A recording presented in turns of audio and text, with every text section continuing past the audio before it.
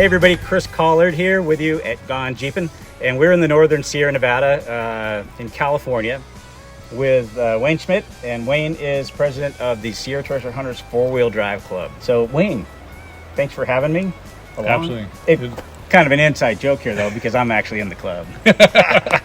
And I'm kind of new as being the president of the club, but this is one of the beauties I love about this is the camaraderie and coming out here and doing these events to adopt a trail with the families, which is amazing. We have all of our families come with us, and everybody's pitching in and doing different projects, and it's just a lot of fun.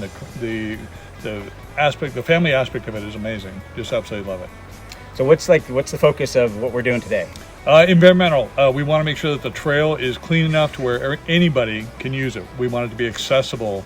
And make sure everybody knows that it's available and that they can come out here and enjoy the beauty that we have around us. Excellent. All right, it's exciting. So got a whole day of working ahead of us. Everybody's got their chainsaws and their choppers and work gloves, and we're going to head down the trail and see what everybody else is doing. So we stopped about midway down the trail here, and we're talking with Brian and Eric.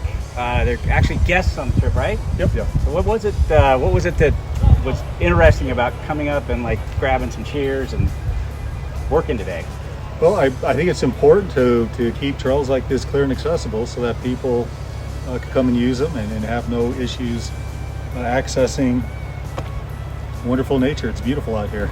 Yeah, as well. Not only that, just the camaraderie and getting to meet new people, and get more familiar with the people in the group. It's just, it's a good experience for everyone involved. So I guess this would be called the conservation project. Sure, yeah.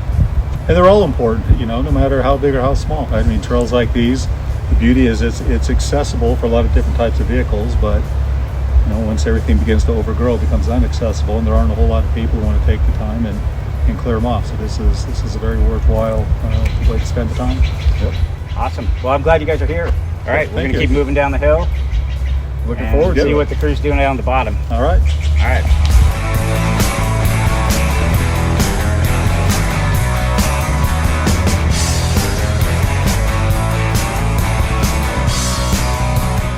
All right, so if we're going to come with me, we were actually down in the lower section down at the American House Camp. And Andrea. Hi, Chris. Andrea Harris, a longtime friend, also a member of the Sierra Treasure Hunters. Come on up. Howdy. Be friendly. We're getting 6 feet here. Yeah. So tell us what we're doing down below. Hi. Well, we're at American House and we're clearing the trail path. As you can see, the trail, we have a little brush and some things in the way. We're going to clear it out and make an open path. Cool. So how long has the club been active in this area working on this? I would say at least 20 years.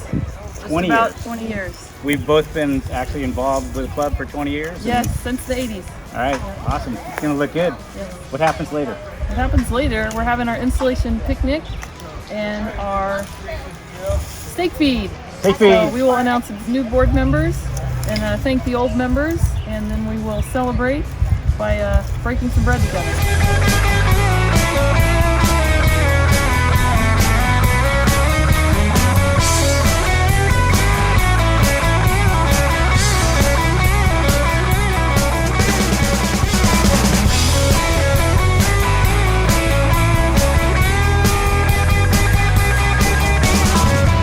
All right, so yesterday we had a great day on the trail.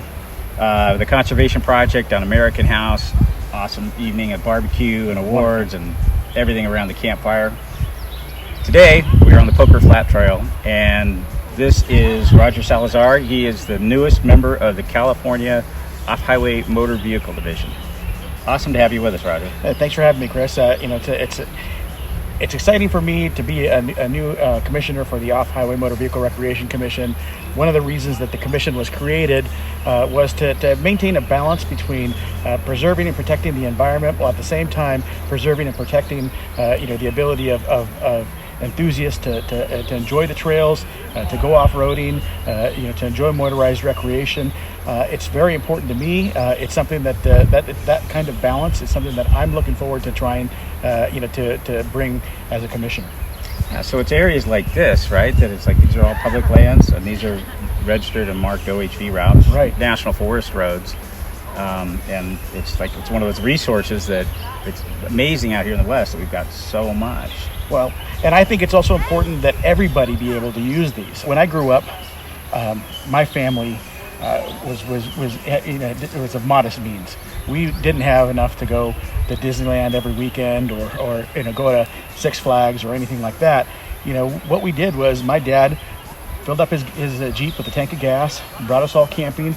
We enjoyed the outdoors at a reasonable price, and everybody should be able to do that. And I think, again, look, whatever your background, you ought to be able to enjoy these lands, and that's what I'm looking forward to doing. And that's awesome. And just a little background on on Roger. He didn't just helicopter in for the day and show up to say, hey, this is what we're doing. No, he drives a Jeep. Tell us about your Jeep. Yeah, so I've got a 2015 Jeep Wrangler Rubicon Unlimited. It's a 4-door. It's been lifted with coilover springs. It's been, I've had this Jeep for 5 years, and it's been everywhere. It's been to Utah, it's been to Southern California, it's been on the Rubicon Trail a number of times. It's been on all over our SVRAs that we have here in California, whether it's Hollister Hills or Prairie City.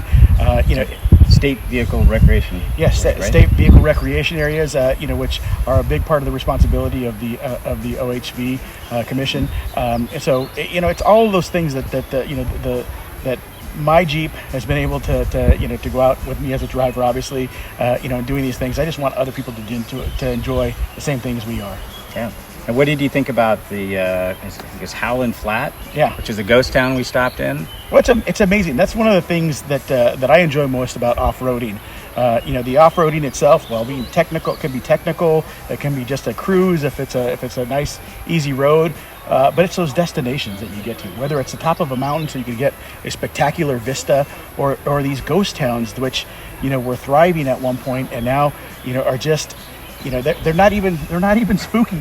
They're beautiful. I mean, if you look at this and you saw it in the middle of an inner city, you'd say, wow, what a bunch of garbage. But here, it's historical.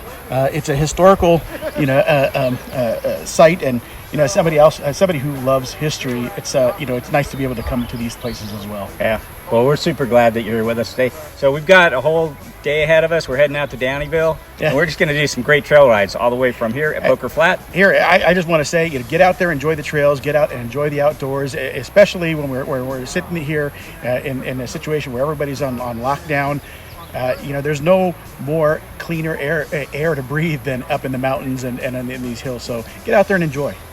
All right, cool. Thanks for joining Gone Jeepin' for another adventure on the trail.